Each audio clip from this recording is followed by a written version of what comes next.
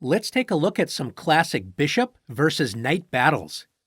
In this endgame position, material is equal, but the game itself is far from equal. In this closed position, white has several advanced pawns in black's territory, and black's bishop is passively sitting on c8, trying to help prevent white's advanced queenside pawns on a5 and b6 from advancing up the board. Notice that all of black's pawns are on light squares, which makes it difficult for the bishop to find an open diagonal to use. White's knight, on the other hand, can freely move around the board in this closed position, looking for advanced squares to target black's pieces. If you could put your knight anywhere, which square would you choose? Did you think about the d6 square, where it is anchored by the e5 pawn and can never be attacked by an enemy pawn? This is known as an outpost square, and notice that a knight on d6 would attack both the c8 bishop and the b7 pawn at the same time. You know where you want your knight to be. Now how do you get it there? White clears the path for the knight by playing c5. White only needs 2 moves to get to the dominating d6 square. Let's say black tries to advance the kingside pawn majority with h6. After knight to c4, g5, white can simply ignore black's slow plan on the kingside and play knight to d6, threatening to win the bishop. So after bishop to d7, knight takes b7, white will simply play knight d6 on the next turn, when white's queenside pawns will be unstoppable. Let's take a look at another example. In this position, black's bishop enjoys the long dark square diagonal h8 to a1. White's knight is passively placed on d1, and black can completely dominate the knight by protecting all of the squares the knight can use to move. Can you find the bishop move that completely paralyzes white's knight on d1? That's right, with bishop d4.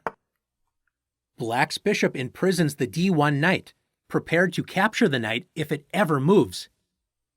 Notice that black has the simple plan of advancing the king up the board and capturing the a5 and b6 pawns, creating 2 passed pawns on the queenside. Black's bishop easily wins this battle against the knight.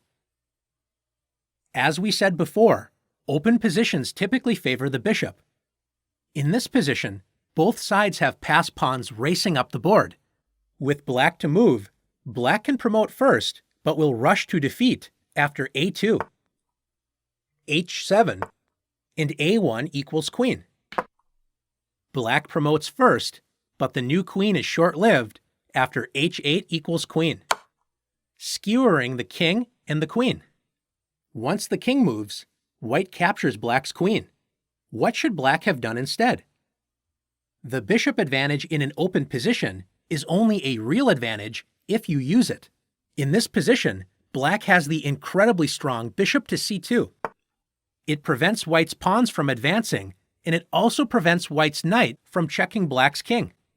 When there are pawns on 2 sides of the board, this is usually an advantage for the bishop because a bishop can control multiple sides of the board at once.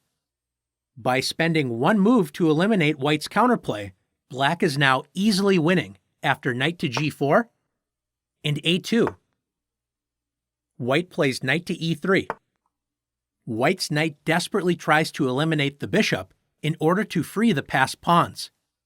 Black can simply ignore this threat and promote to a queen and win the game. But black can also play bishop to e4 check, moving away from the knight's attack and still preventing white's pawns from advancing. Black will promote on the next move and should win easily. Let's take a look at another position.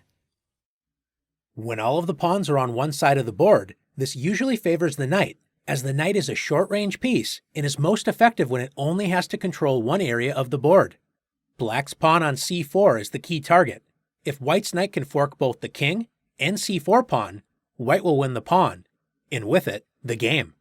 How can white's knight safely travel to d6 and fork the king and c4 pawn? That's right, with knight e8.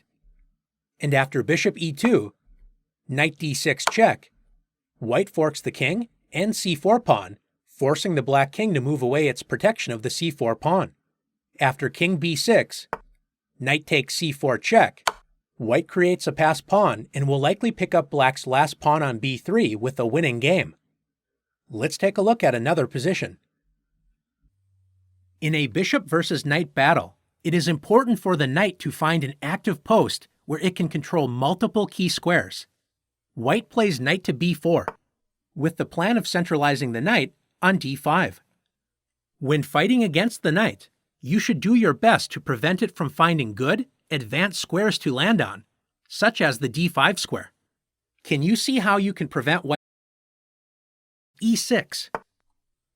Now that the knight is denied access to advanced squares in black's territory, black's bishop on e5, enjoying the long diagonal, is the much better piece.